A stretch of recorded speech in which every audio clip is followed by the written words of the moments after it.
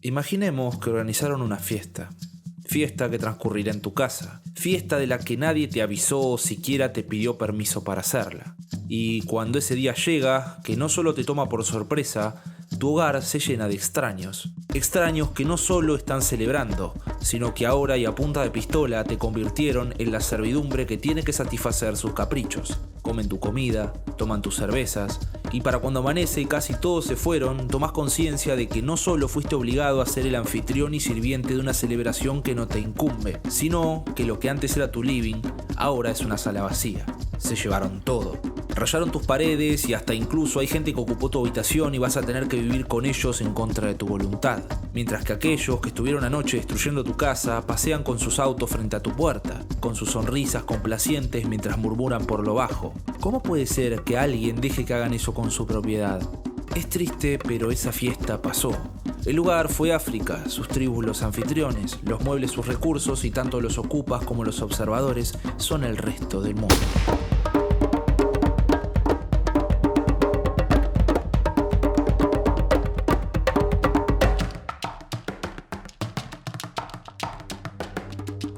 Este triste relato comienza durante el último cuarto del siglo XIX. Las potencias europeas y en sus afanes expansionistas necesitaban organizar sus operaciones en un territorio vasto, rico e inexplorado que hasta hacía algunos años se había mantenido a salvo de sus garras. Hablamos del continente africano, donde apenas a principios del 1800 recién habían concluido el mapeado de la mayoría del territorio. Si comparamos la cotidianeidad de las urbes europeas de aquel entonces con el rudimentario estilo de vida de las tribus africanas, el adjetivo salvajes que solían utilizar los colonizadores a la hora de referirse a los nativos no estaba tan errado. Y de la misma forma en como pasó con el continente americano, la diferencia entre las fuerzas imperialistas y los nativos era abismal. Por lo cual, mientras que no se ocupara una zona de interés de alguna otra potencia, los europeos podían plantar bandera en cualquier parte de África, cosa que efectivamente hicieron, salvando los únicos dos territorios independientes y medianamente estables del continente: Liberia, que era la nación fundada por los esclavos provenientes de los Estados Unidos, y Abisinia, actual Etiopía, aunque solo los liberianos contaban con el reconocimiento de las potencias. Para 1880, varios imperios europeos ya gozaban de sus enclaves costeros en territorio africano, pero el canciller alemán Otto von Bismarck, y solo como un imperialista podría prevenir, citaría en conferencia a los líderes de los principales imperios de Europa para acordar estrategias mucho más organizadas para futuras operaciones en el territorio. Y así fue como después de poco más de 3 meses las potencias redactarían un acta de 4 capítulos y 35 artículos donde se detallaría el reparto del continente entre España, Italia, Francia, el Reino Unido, Alemania, Portugal y Bélgica. Y de esto surge el primero de muchos otros problemas que hasta el día de hoy azotan al continente. Al momento de hacer estas divisiones no se tuvieron en cuenta factores demográficos, históricos, culturales y muchas veces ni siquiera geográficos, donde las fronteras eran literalmente dibujadas con una regla sobre un mapa. Esto generó un caos entre los nativos, donde algunos de los pueblos fueron separados por una frontera que antes no existía, quedando ahora divididos entre 2 o más territorios. Y esto no solo crearía diferencias, sino que también ahora deberían compartir espacio con otras tribus históricamente enemistadas, o recientemente como fruto de la segregación. Tampoco podemos ignorar el impacto de las potencias en el territorio. Además de someter a los nativos a la esclavitud, utilizarían algunas de estas viejas diferencias y creando otras nuevas para segregar aún más a los pobladores, donde el trato era igualitariamente nefasto. Las ganancias producidas por esta explotación iban directamente a las arcas europeas y en caso de tener que beneficiar a los locales era lo mínimo y necesario para apaciguar cualquier posibilidad de levantamiento. Y fue así durante los próximos 80 años aproximadamente, hasta que la Segunda Guerra Mundial marcaría un punto y aparte en las políticas imperialistas de Europa, donde, entre atenuaciones e intensificaciones, los recursos del continente fueron saqueados a cuota de sangre, dando lugar a algunos de los genocidios más infames y poco recordados de la historia, como el llevado a cabo por Leopoldo II de Bélgica en lo que actualmente conocemos como República Democrática del Congo.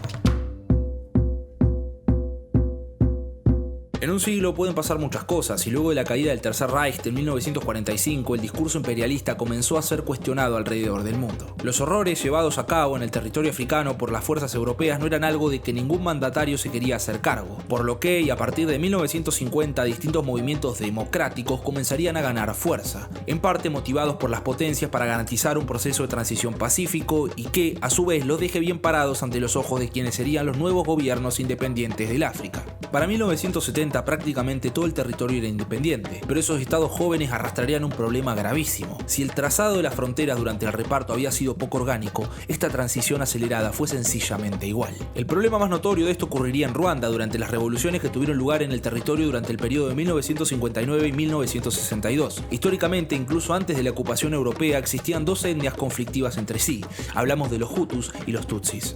El enfrentamiento entre los grupos, que si bien empezaría por una cuestión étnica, llevaba desarrollándose durante tantos años que se había deformado al punto de pasar a ser una cuestión de clase y no de piel. Los belgas lo sabían y sacarían provecho de eso. Cuando las tropas imperialistas llegaron al territorio, ambos grupos habían prácticamente diluido sus diferencias. Los Tutsis eran quienes ocupaban los cargos políticos y por lo tanto los que tenían un mejor pasar económico. En cambio, los Hutus podían considerarse como los proletarios, pero que gozaban con la posibilidad de escalar socialmente para así transformarse en un Tutsi. El problema llegó cuando los gobernantes locales fueron respaldados por Bélgica para sostener el orden, pero a su vez restituyendo el carácter racial del conflicto. Es decir, los Hutus ahora serían siempre los oprimidos por una cuestión de sangre, y los Tutsis serían la nobleza opresora. Los belgas, y en busca de una retirada pacífica, se desconocerían del conflicto que habían alimentado, impulsando una serie de reformas democráticas, lo que sería completamente disruptivo en contraste al orden social que habían sostenido durante la ocupación. Los Tutsis, que si bien estaban en el poder, no dejaban de ser una minoría, y ante la llegada de la democracia les resultaría imposible verse representados en un nuevo gobierno, siendo que los Hutus ocupaban el 80% de la demografía, y el resentimiento estaba latente. Ante el entorpecimiento de los Tutsis sobre estas reformas, estallaría una sangrienta revolución que culminaría con miles de Tutsis muertos y exiliados, derivando en un régimen independiente mediante un referéndum irresponsable impulsado por Bélgica, con mayoría absoluta Hutu al mando de Ruanda. Los Hutus comenzarían a perseguir y segregar a los Tutsis, y los Tutsis exiliados formarían guerrillas para combatir al gobierno Hutu de Ruanda. Esta bomba terminaría de estallar en 1994, con lo que conoceríamos como el genocidio de Ruanda, donde entre 500.000 y 1 millón de Tutsis serían masacrados a machetazos mientras que los belgas y demás potencias europeas miraban hacia otro lado, desconociendo la responsabilidad de haber instigado esa política. Existe un discurso muy difundido que busca justificar el pasar africano en pleno siglo XXI, atribuyendo que todos sus problemas son el producto de la corrupción que se adueñó por completo de sus estamentos políticos. El ejemplo de los Hutus y Tutsis es solo uno de los otros cientos que se replican a lo largo y ancho de toda África. Estamos hablando de naciones que en el mejor de los casos tienen unos 60 años de existencia, que en su mayoría estuvieron regidas por guerras civiles, dictaduras o intervenciones extranjeras. Y no es que la corrupción no exista, de hecho África es el continente más corrupto del planeta casi de forma indiscutida, pero repetir esta idea solo invisibiliza aquella realidad de los problemas estructurales que se planteó con el reparto, se negó con las colonias, afloró con las independencias y hoy estamos cosechando sus frutos.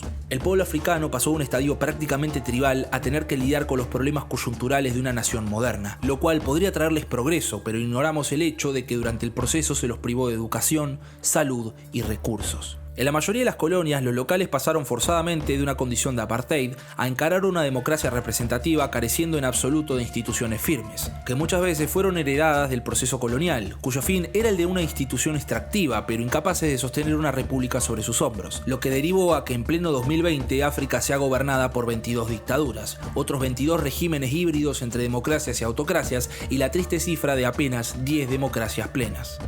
Pero, ¿se puede salir mediante la vía democrática? Apenas es el primer paso, casi una utopía que no garantiza que una vez alcanzada la meta pueda ser sostenida en el tiempo. Varios estados han logrado proclamarse democráticos, pero destituidos al poco tiempo debido a que no hay fuerzas suficientes para sostener los regímenes, ya que África opera por una vía completamente apartada de la de los estados, en su incapacidad de garantizar un estado de derecho. Es un círculo. Nace un estado, entra en crisis, hay pobreza que genera malestar, nacen grupos disidentes, hay intereses de por medio, el estado está vacío de poder, la gente no responde a nadie porque nadie hace nada por ellos, el contexto empeora cada vez más, nada puede proliferar en un ambiente así, por lo que se profundiza la crisis y por lo tanto el malestar y la pobreza. Entonces la gente se empieza a preguntar cuál es el rol del estado y como nadie espera nada del estado, se convierte en el objetivo de los corruptos para vaciar sus arcas y nadie los cuestione por ello. Y así, y así, y así. Alguna vez cuando éramos chicos probablemente nos hayan dicho: come eso, que en África los niños se mueren de hambre y vos desperdiciás la comida. Frase que deja implícitamente claro que debemos sentir culpa. Culpa por lo que pasa allá mientras llevamos adelante una vida de lujo, como si en realidad fuera su responsabilidad. Un problema que nació con la avaricia de un continente y que nos hizo a todos partícipes al momento en que miramos hacia otro lado cuando algo le pasa al pueblo africano. mientras fingimos que nos duele, porque nos da vergüenza. Ingenuamente creemos que si nos esforzamos mucho en olvidarlo, simplemente desaparecerá. Pero no, está ahí, es un continente entero y siempre seguirá estando del otro lado del océano. No esperemos que la jungla se trague nuestros pecados, porque nunca podrá matar a quienes acostumbraron a vivir ahí. Porque África se volvió la contracara más nefasta de la humanidad, nuestra vergüenza. Siglos de sangre y crueldad del que al día de hoy nadie quiere tomar responsabilidad, ni mucho menos pedir disculpas. Seguimos creyendo que podemos avanzar, ignorando que todavía arrastramos el genocidio más grande jamás cometido por la humanidad a nuestras espaldas. Un genocidio por el que nadie pelea, porque a nadie le sirve. África es un problema del que todos somos parte y todos nos tenemos que hacer cargo.